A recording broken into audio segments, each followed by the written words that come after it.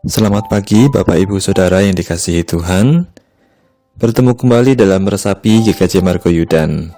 Semoga firman-Nya memenuhi hati kita dengan hikmat dan kebijaksanaan, sehingga kita dapat menjadi saksi-saksi kasih Tuhan di tengah dunia ini. Mari kita berdoa.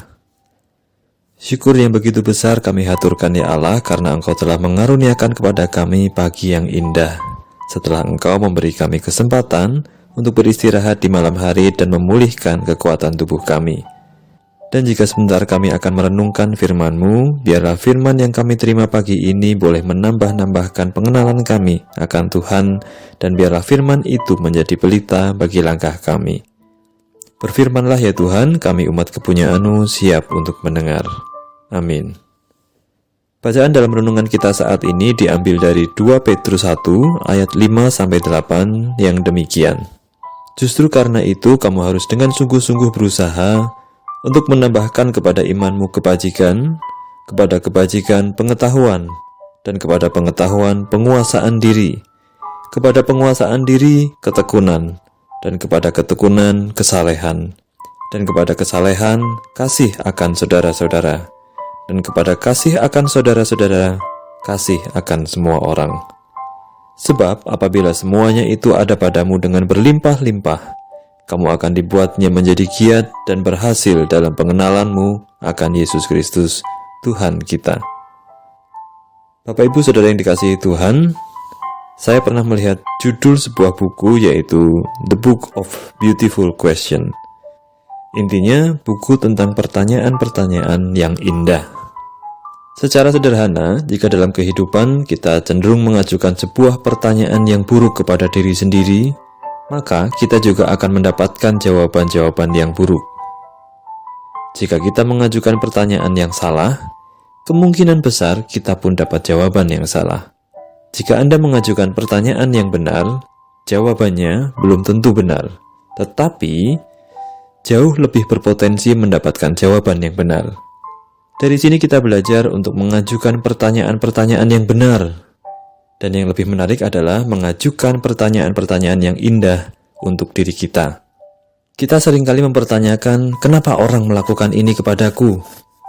Bagaimana jika pertanyaan itu kita ubah, kita mencoba berhenti dan bertanya kepada diri sendiri, apa yang bisa kulakukan supaya aku dan orang ini bisa memiliki relasi yang indah? Kita juga sering bertanya, kenapa keluargaku selalu saja menyebalkan? Bagaimana kalau kita berhenti dan bertanya kepada diri sendiri, apa yang bisa kulakukan supaya kami saling memahami? Ya, berbagai pertanyaan tadi di dalam keseharian itu berhubungan dengan hati. Ya, dengan hati. Lalu saya bertanya kepada diri sendiri, kalau begitu, seberapa pentingnyakkah hati? Ya, seberapa pentingnyakah hati? Kita semua tentu tahu, pasti penting. Tetapi penting yang seperti apa? Firman Tuhan berkata, demikianlah tinggal ketiga hal ini, yaitu iman, pengharapan, dan kasih. Dan yang paling besar di antaranya adalah kasih. Kasih adalah sebuah perasaan cinta, pengertian, dan kebaikan hati yang tulus terhadap sesama. Itu adalah definisi sederhananya. Lalu, sebenarnya apa yang hendak kita bahas dari pertanyaan, seberapa pentingnyakah hati? Jika kita melihat firman, dan yang paling besar di antaranya adalah kasih.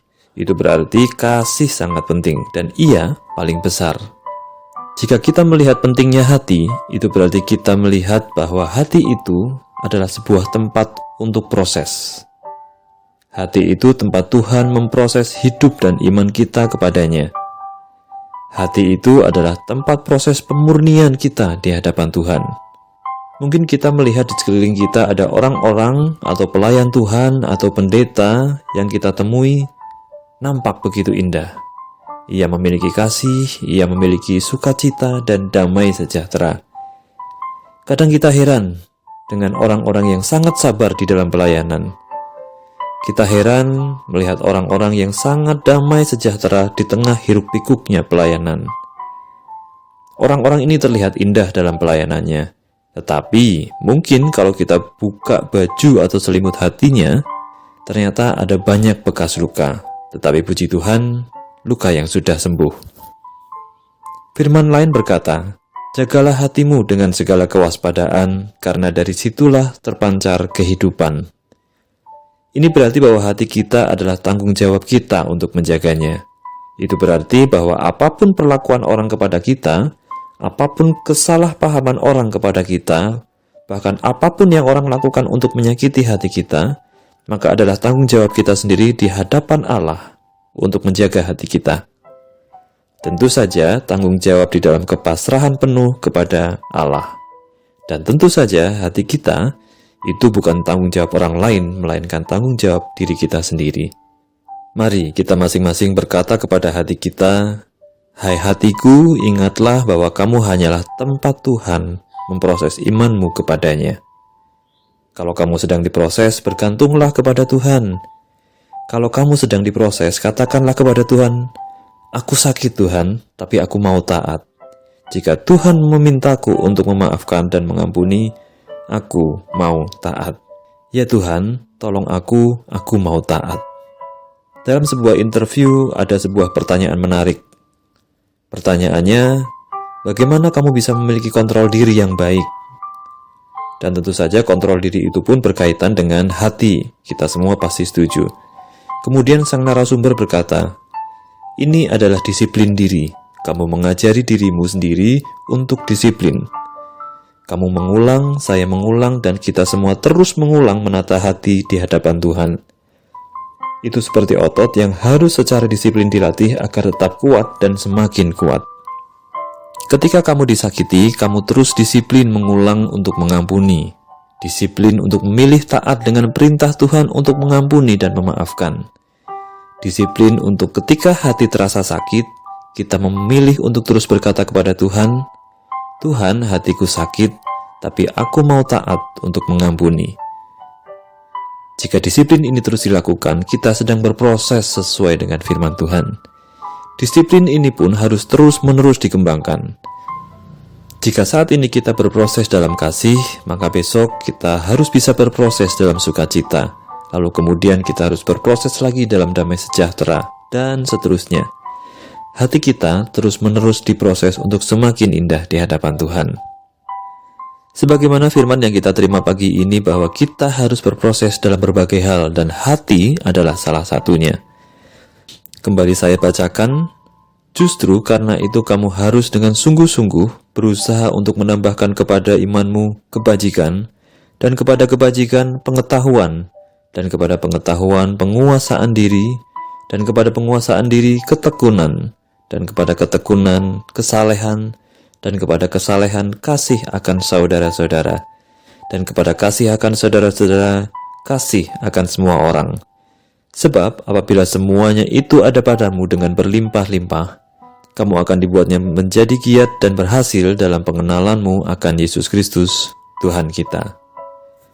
Tuhan, tolong kami untuk menjaga hati kami dengan segala kewaspadaan. Amin. Mari kita berdoa.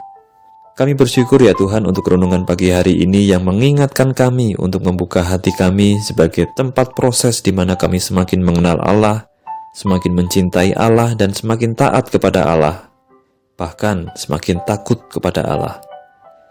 Kami ingin hati kami selalu semakin mendekat kepada Allah, dan saat ini kami bersama-sama meminta hikmat kebijaksanaan untuk melakukan firman dalam keseharian kami. Terima kasih ya Tuhan, kami sangat berbahagia dan sangat bersyukur untuk pagi yang indah ini. Di dalam Kristus kami berdoa. Amin.